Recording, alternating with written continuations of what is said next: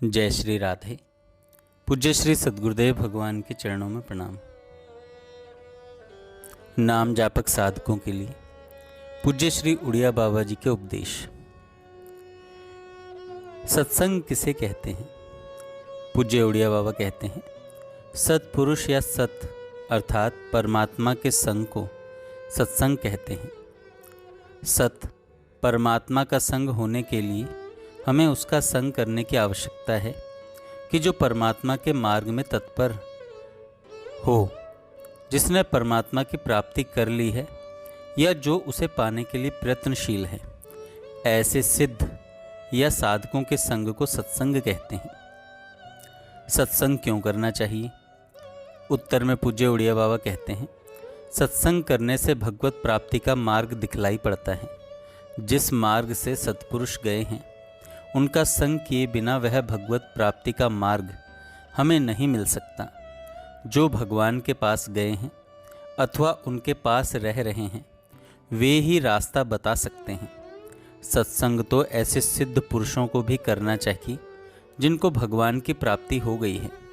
साधक को तो भगवत प्राप्ति का मार्ग देखने के लिए और भगवान का स्वरूप जानने के लिए सत्संग करना चाहिए, तथा सिद्ध पुरुषों को सत्संग में अपने प्यारे का चिंतन होता है, इसलिए सत्संग करना उचित है।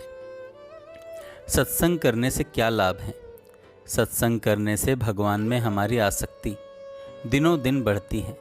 जिस वस्तु का निरंतर चिंतन होगा उसमें आसक्ति बढ़ेगी ही, इसलिए निरंतर सत्संग करना चाहिए। सत्संग न करने से क्या हानि है? पूज्य बाबा कहते हैं, भजन तो एकांत में भी कर सकते हैं, परंतु काम, क्रोध, लोभ, मोह आदि दोष सत्संग किए बिना दूर नहीं हो सकते। सत्संग में इन्हीं के नाश करने की बातें होती हैं। इसलिए सत्संग में जाने से अवगुण छोड़ने की इच्छा होती है और फिर प्रयत्न करने पर अवगुण छूटते हैं। बिना सत्संग किए प्रायः बहुत भजन करने वालों के भी दोष नहीं छूटते, और जो सत्संग करेगा वह भजन अवश्य करेगा।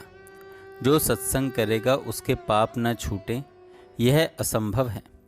सत्संग में एक बिजली है, उस वायुमंडल में बैठ जाने मात्र से ही अंतःकरण पवित्र हो जाता है, क्योंकि वहाँ का वायुमंडल ही पवित्र है।